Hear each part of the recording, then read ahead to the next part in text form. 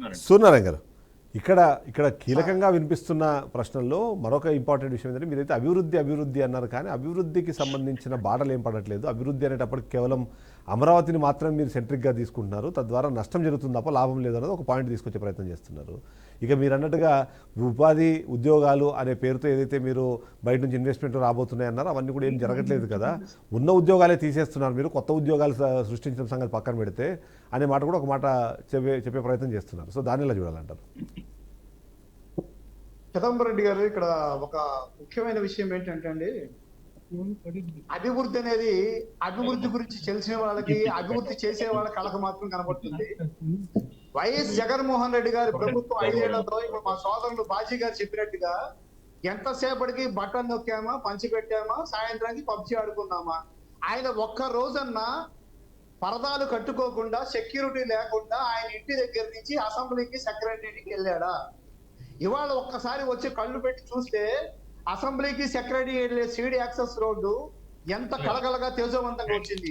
ఒక దశలో అక్కడ విఐటి విట్ కానివ్వండి, ఆ ఎస్ఆర్ఎం కానీ, ఆ కాలేజీల వాళ్ళు కూడా, పక్క రాష్ట్రాల కాలేజీల వాళ్ళు కూడా, నేషనల్ కాలేజీలు కూడా ఈ అభివృద్ధి లేక జగన్మోహన్ రెడ్డి గారి ప్రభుత్వంలో ఆంధ్ర నుంచి వెళ్ళిపోతామని ప్రయత్నించారు. ఇప్పుడు ఇవాళ ఈ సంవత్సరం వచ్చేటప్పటికి బిఐటిలో కానీ, ఎస్ఆర్ఎం లో కానీ మంచి అడ్మిషన్స్ జరిగింది. మరి మోడీ గారు లాస్ట్ జనవరి 8వ తారీఖు వైజాగ్ వచ్చినప్పుడు ఆయన సుమారుగా 3,45,000 కోట్ల రూపాయల ప్రాజెక్టు ప్రకటించారు. ఒకటి గుజరాత్, తర్వాత ఆంధ్రప్రదేశ్ లోని సౌత్ ఇండియాలో బయోకెమికల్ ఫ్యాక్టరీని దీన్ని ప్రకటించడం జరిగింది. 1,45,000 కోట్ల ప్రాజెక్టు. అలాగే ఇవాళ విశాఖపట్నం ప్రాజెక్ట్ ఇచ్చి స్టీల్ ప్లాంట్ క్లోజ్ చేసేసి, చంపేసి స్టీల్ ప్లాంట్ భూములు అమ్మేయాలని, కబ్జా చేయాలని చెప్పి జగన్మోహన్ రెడ్డి ప్లాన్ చేశారు. మరి ఇవాళ 11,400 కోట్ల రూపాయల ప్యాకేజ్ ఇవ్వడం ద్వారా స్టీల్ ప్లాంట్ నిలబడ్డం అంటే ఇంకా కొత్త ఉద్యోగాల సృష్టికరణ జరుగుతున్నట్టు. అలాగే ఇందాక సోదరులు బాజీ గారు చెప్పినట్టు ఇప్పుడు దావోస్ వెళ్ళినా ఇక్కడ ఉన్న పారిశ్రామికవేత్తలు ఇంకా కొంచెం సందిగ్ధ వాతావరణంలో ఉన్నారు. అయినప్పటికీ కూడా చంద్రబాబు గారి విజన్ ని, ఆయన పరిపాలన దక్షతని చూసి పారిశ్రామికవేత్తలు ముందుకు వస్తున్నారు. ఇప్పుడు ఒక చిన్న ఉదాహరణ చెప్తాను సార్. జగన్మోహన్ రెడ్డి గారికి ఇందాక సోదరులు చెప్పినట్టుగా మాట్లాడే అర్హత లేదు. దానికి ఒకటే కారణం, విశాఖపట్నంలో ఎవరి కోసం కట్టాడండి? ఆ ఋషికొండ ప్యాలెస్ తీసేసి ఋషికొండ బోడిగుండు చేసి ప్యాలెస్ కట్టాడు 800 కోట్లు.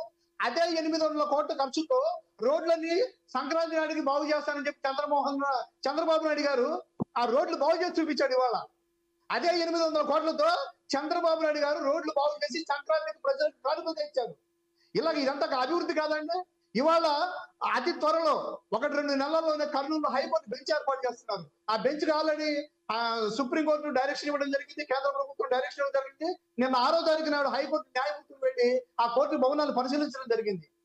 అదే విధంగా ఇవాళ యువతకి రేపు ఈ ఎమ్మెల్సీ ఎన్నికలు కోడ్ అయిపోతే 3వ తారీఖు రిజల్ట్స్ వస్తే డిఎస్సి నోటిఫికేషన్ ఇవ్వబోతున్నారు 16,700 పోస్టులకి.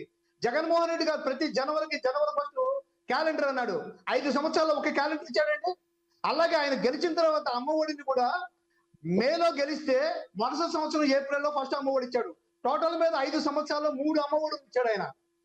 ఇంకొక విషయం ఏంటంటే అందులో కూడా ఒక బకాయి పెట్టేస్తే ఇప్పుడు ఆ విద్యార్థులకు స్కాలర్షిప్ల బకాయి జగనన్న కానుక తీర్చడానికి 900 కోట్లు మా ప్రభుత్వం రిలీజ్ చేసింది. అదే ఆ 900 కోట్ల బకాయి తీర్చకపోతే కనుక మేము ఇప్పుడు తల్లికి వందనం స్టార్ట్ చేసేవాళ్ళం. అప్పుల గురించి మాట్లాడాలి. కాంట్రాక్టర్లందరికీ అప్పులు తెలిపాడు. ఎంతమంది కాంట్రాక్టర్